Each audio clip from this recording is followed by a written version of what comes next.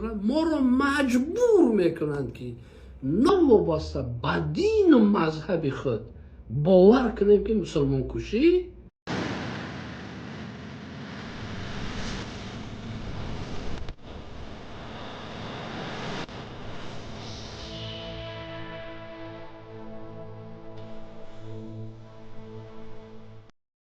حاضر دیکتاتورای دموکراتیایی امریکایی و دیکتاتورای دموکراتیایی اروپایی رفته ایستاده است.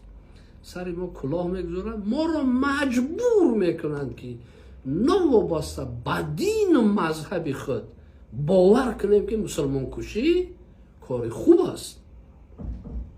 ما را باور میکنند که نوابسته به تعارف ملی خود ما باور کنیم که فرهنگ برهنگی آنها خوبتر است.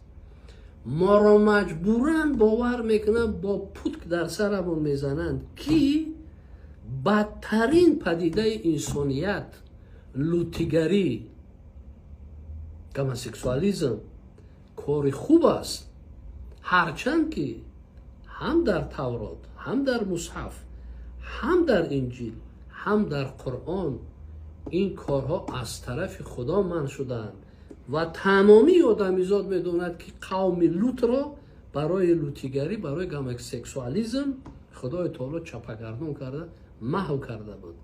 از این دیده نشانی بهترین نیست برای ما که این کار خطاست، اما اونها ما را مجبور میکنن که ما باور کنیم این درست است.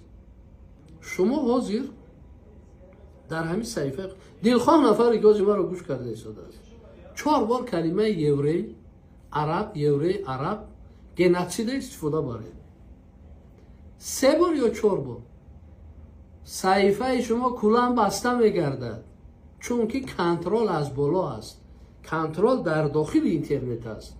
بسر شما را سیرو و مسد جاسوسای اسرائیل و امریکا را روان نمیکنند. اینترنت خودتان همین سگمنت تاجیکی شما رو میبندد. از این دستاوردهای نانو تکنولوژی، از دستاوردهای اینترنتی ما باید حتما کاربست کنیم و استفاده ببریم و آنگاه عالم گلستان میگردد. ما مردم حقارچی، ما مردم دشنام پرست نبودیم و نیستیم. مؤدبترین با فرهنگترین مردمی روی دنیا تاجیکانند. ما با این مردم، با این ملت ها، با این عالم و با این دنیا فرهنگ تقدیم کرده ایم. ما شعر و سرود و ترانه و تصوفیه و دیگر تقدیم کرده ایم.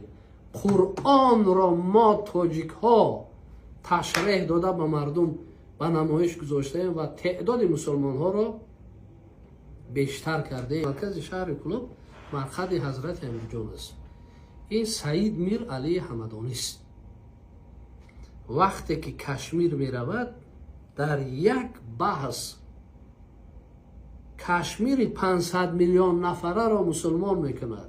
یک تاجیک می رود 500 میلیون نفر را نه سر می برد، نه دست می برد، نه زبان می برد. یگان نفر را نمی رنجاند و 500 میلیون نفر را مسلمان می کند. این چیست؟ این همه قوت و قدرت و فرهنگ و ادب و عقل و خرد ذکاوتی یک تاجیک است.